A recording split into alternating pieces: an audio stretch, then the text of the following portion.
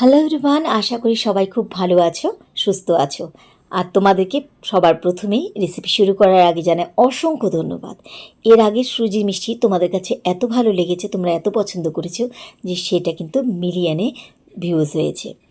তো চলো, দুধ ছানা ছাড়া, গুঁড়ো দুধ ছাড়া কত সহজে মাত্র 15 মিনিটের মধ্যে রসে ভরা আর রসগোল্লার মতন স্পঞ্জি মিষ্টি কিভাবে বানাবে। এটা বানানো যত সহজ, খেতে কিন্তু ততই বেশি মজার আর এতটা সফট হয়, মুখে দেওয়ার সাথে সাথে কিন্তু মিলিয়ে যায়। এই মিষ্টি খাবার জন্য আমাদের একদম অপেক্ষা করতে হবে না, যখনই মন চাইবে তখনই এই মিষ্টিটা বানিয়ে নিতে পারবে। আর দেখো, একটু চাপলে পরে কিন্তু রসগোল্লার মতন কেমন রস বেরিয়ে যাচ্ছে, মিষ্টি কিন্তু ফেটে যাচ্ছে না বা নষ্ট হচ্ছে না। আবার রসের মধ্যে দিয়ে দিলে আবার কিন্তু রসটাকে অ্যাবজর্ব করে নেবে। আর রস টেনে এতটাই নরম টইটম্বুর হয়ে যায় যে এটাকে একটুখানি খালি দেখো চামচে দিয়ে একটু চাপ দিলে কেটে দুভাগ হয়ে যাচ্ছে। আর ভেতর পর্যন্ত কি সুন্দরভাবে দেখো রস ঢুকেছে। আমি কিন্তু অত ভালোভাবে হয়তো তোমাদের দেখাতে পাচ্ছি না, তোমরা যখন নিজেরা বানাবে নিজেরাই বুঝতে পারবে যে কত তাড়াতাড়ি এই মিষ্টিটা খাওয়ার জন্য একদম রেডি হয়ে যায়। তো চলো দেখে নেওয়া যাক আজকের রেসিপি। সবার প্রথমে এই মিষ্টি বানানোর জন্য এখানে আমি নিয়েছি হাফ কাপ সুজি। তোমরা যে কোনো কাপ মেপে এখানে হাফ কাপ সুজি নেবে। হাফ কাপ সুজি মানে এটা 5 টাকা সুজি। আর সাথে দিচ্ছি একদম একদম সামান্য 1 পিঞ্চের মতন নুন, কারণ যে কোনো মিষ্টি জিনিসে যদি একটু নুন দেওয়া হয় তাহলে কিন্তু মিষ্টিটা ভালোভাবে বোঝা যায়। এবার নিয়ে নিলাম ডিম। আমি প্রথমে এখানে একটা ডিম নিলাম, নিয়ে এই সুজির মধ্যে দিয়ে দিলাম। এবার আমরা সুজি আর এই ডিম একটুখানি মাখিয়ে নিচ্ছি। আচ্ছা, অনেকেই প্রশ্ন থাকতে পারে যে ডিম দেওয়াতে মিষ্টিটা হয়তো পুরো ডিমের আঁশটে গন্ধ করবে, কিন্তু একদমই না। তোমরা বানিয়ে দেখো, 1 ফোঁটা ডিমের কোনো ফ্লেভার এর মধ্যে পাবে না, এটুকু কথা দিচ্ছি। একভাবে মাখিয়ে নিলাম। তো সুজি কিন্তু এখনও আমাদের নরম হয়নি, পুরো সুজি কিন্তু ডিমটাকে টেনে নিয়েছে, তাই আমি এখানে আরেকটা ডিম ব্যবহার করছি। অনেক সময় কিন্তু এখানে একটা ডিম বা 1.5টা ডিমেও কিন্তু কাজ হয়ে যেতে পারে। তো যেহেতু এখানে আমার লাগবে ডিম, সেজন্য আমি আরেকটা ডিম নিয়েছি। তোমরা কিন্তু প্রথম ডিম দেওয়ার পরে পরের ডিমটা কিন্তু এভাবে ফেটিয়ে দেবে, তাহলে যদি পুরোটা না লাগে বাদ বাকিটুকু নষ্ট হবে না।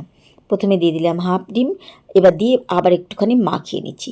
মোট কথা, আমাদের এই ডিমের গোলার মধ্যে আমাদের সুজি ভালোভাবে কিন্তু নরম হতে হবে, ফুলতে হবে। তাই দেখো, ভালোভাবে কিন্তু ডিমটাকে একদম কিপটামো করবে না, যতটুকু প্রয়োজন ততটুকুই দেবে। তো বাদবাকি যেটুকু ডিম ছিল আমি এই ডিমটুকু পুরোটাই এর মধ্যে দিয়ে দিলাম। দিয়ে এবার সুজির সাথে খুব ভালোভাবে এই ডিম আমাদেরকে ফেটিয়ে নিতে হবে। তোমরা এটা হ্যান্ড হুইস্কার বা কাঁটা চামচ দিয়েও কিন্তু করতে পারো। এভাবে এখন কিন্তু শুধু এভাবে মিশিয়ে নিচ্ছি।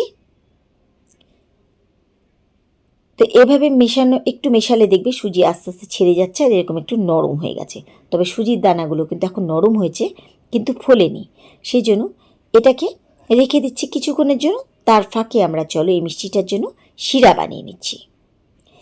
শিরা বানানোর জন্য এখানে আমি একটা ফ্রাই প্যান নিয়েছি, আর এর মধ্যে নিয়ে নিচ্ছি 1 কাপ চিনি। আমি যেহেতু হাফ কাপ মাপ ধরে করছি, তাই আমি হাফ কাপ মাপ ধরে ধরে সব কিছু তোমাদেরকে দেখাচ্ছি।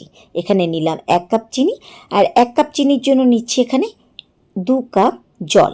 তার মানে আমাদের মাপটা হবে এটাই, যে হাফ কাপ সুজির জন্য লাগবে 2টো ডিম, লাগবে হচ্ছে 1 কাপ চিনি, আর লাগবে 2 কাপ জল। এখানে আমাদের কোনো ঘন চাশনি বানাতে হবে না, শুধু আমাদের পাতলা একটা মিষ্টি চাশনি লাগবে, যেটা ভালোভাবে মিষ্টিগুলোর জন্য অ্যাবজর্ব করতে পারে। তাই চিনিটা যখন গলে যাবে ব্যাস, কোনো কাজ নেই, গ্যাস ওভেন বন্ধ করে দিয়ে এটাকে এবার আমি পাশে রেখে দিচ্ছি। আমাদের শিরা রেডি।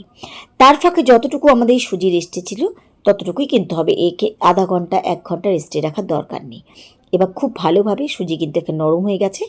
যত ভালোভাবে এই মিষ্টিটাকে জন্য সুজিটাকে ফেটাবে, তত মিষ্টিগুলো কিন্তু খুব সুন্দর হবে। এখানে আমি দিয়ে দিচ্ছি খুব সামান্য পরিমাণে লেমন ফ্লেভার। তোমরা এখানে চাইলে পরে এলাচ গুঁড়ো দিতে পারো, যদি না দাও তাতেও বারবার বলছি কোনো রকম ডিমের কিন্তু আষ্টে গন্ধ আসবে না। বা তোমরা এখানে ঘরে ভ্যানিলা এসেন্স বা যে কোনো এসেন্সও কিন্তু ব্যবহার করতে পারো। এটা কিন্তু মিষ্টিটাকে আরেকটু ভালো লাগার জন্য, ব্যাস এইটুকুই। তো আমি এখানে লেমন ফ্লেভার দিয়ে খুব ভালোভাবে গুলে নিয়েছি। মিষ্টির শেপগুলো দেওয়ার জন্য এবার কিন্তু আমি এখানে চামচ ব্যবহার করছি। আমি এখানে একটা এরকম গোল চামচ নিচ্ছি, তোমরা কিন্তু এইভাবে এরকম চামচ দিয়ে বানাতে পারো। তো চলো মিষ্টিগুলো এবার ভেজে নিই। ভেজে নেওয়ার জন্য ফ্রাই প্যানে নিয়েছি আমি তেল। তেল একদম কিন্তু হালকা গরম, দেখলেই বুঝতে পারছো কোনো রকম রিয়াকশন নেই।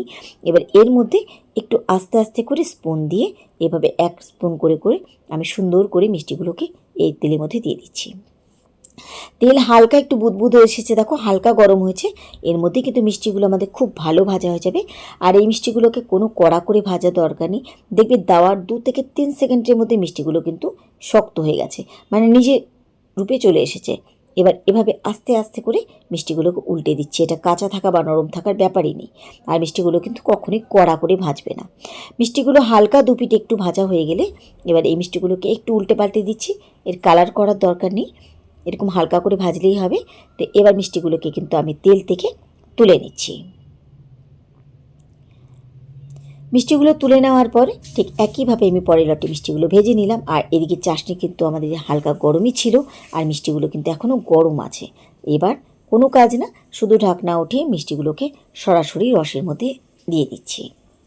রসে দিয়ে দেওয়ার পরে তুমি চা বসিয়ে চাই শেষ করতে পারবে না, দেখবে তোমার মিষ্টিগুলো ফুলে কিন্তু পুরো রস টেনে গেছে। যেভাবে আমি দেখালাম আর যে মাপটা দিয়ে আমি দেখালাম, যদি এই মাপ দিয়ে মিষ্টিগুলো বানাও, দেখবে এত সুন্দরভাবে এই মিষ্টিগুলো তৈরি হয় যে নিজেরাই অবাক হয়ে যাবে যে তোমরা এই মিষ্টিগুলো রসে ফেলে দিয়ে চা খেতে খেতে তোমার মিষ্টি পুরো রস টেনে গেছে। ফিরে আসলাম কিছুক্ষণ পরে, দেখো এর মধ্যে পুরো মিষ্টি কিন্তু রস টেনে নিয়েছে।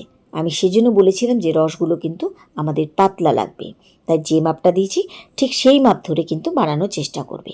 এবার একটা মিষ্টি আমি দেখাচ্ছি কেন আমি রসগোল্লার মতন স্পঞ্জি বলেছিলাম।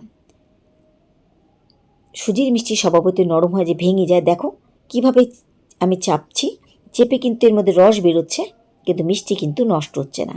এটা কিন্তু একদম রসগোল্লার মতন স্পঞ্জি হয়ে যায়। বিশ্বাস না হলে নিজেরা কিন্তু বাড়িতে এই মিষ্টিটাকে অবশ্যই একদিন ট্রাই করবে। আর যারা মিষ্টি প্রেমী, আমার মনে হয় তাদের কাছে আমার আজকের এই রেসিপি খুব ভালো লাগবে। আশা করি তোমাদেরও আমার আজকের রেসিপি ভালো লেগেছে। লিকুইড দুধ, গুঁড়ো দুধ, ছানা ছাড়া সুজি দিয়ে যে এত সুন্দর মিষ্টি তৈরি হয়, না দেখলে না বানালে বিশ্বাসই হবে না। তো কেমন লাগলো আমার আজকের রেসিপি, অবশ্যই কিন্তু তোমাদের মূল্যবান মতামত দিয়ে আমাকে কিন্তু কমেন্ট সেকশনে জানাবে। আর রেসিপি ভালো লাগলে অনুরোধ রইল বরাবরের মতো লাইক শেয়ার করে দেওয়ার জন্য। তাহলে আজকের মতো সবাইকে ধন্যবাদ জানিয়ে আজকে এখানে বিদায় নিচ্ছি। ফিরে আসবো আবার অন্য কোনো রেসিপির সাথে অন্য কোনো দিন। সেই পর্যন্ত সবাই খুব ভালো থেকো, সুস্থ থেকো।